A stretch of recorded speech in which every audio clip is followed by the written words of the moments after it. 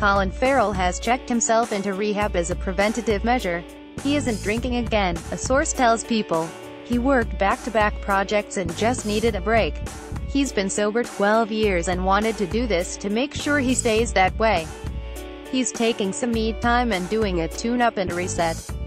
This was all his idea. The Daily Mail was first to report he had entered rehab. The actor and father of two, Henry, 9, with Alicia Bachelata Curis, and James, 14, with Kim Bordenave, recently finished production on two new films, the Disney live-action remake of Dumbo and Widows, which also stars Liam Neeson and Elizabeth Debicki.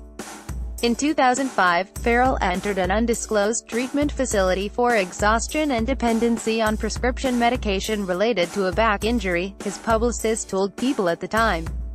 Related, Colin Farrell chokes up following warm embrace from Gary Oldman. The actor, 41, opened up about his sobriety in an interview with the UK's Jonathan Ross in 2008, during which he admitted that he had trouble remembering the last 10 years of his life due to drug and alcohol abuse.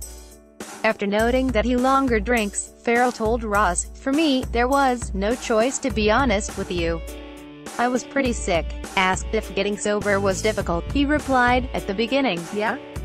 It was really hard, a nightmare, man." Speaking about his time in rehab, Farrell said, "I went somewhere for 5 or 6 weeks and that was a very safe environment, and I began to come out of the haze that I was in and that I had buried myself into so deeply." After leaving the safe environment rehab offered, he said, "Everything was just in a degree of focus that I hadn't experienced. Basically, I'd been drunk or high since I was 14. He added, "I was very drunk or high for about 16 years. It was a tough life change. But I was dying, and I'm one of the lucky ones." Speaking about addiction, Farrell said, "I don't believe I have any chemical predisposition towards depression, but let's just call it, I was suffering from a spiritual malady for years and I indulged it. You can feel very alive when you're in pain." After putting that lifestyle behind him, he added, "I'm glad I'm out of that cycle of my life.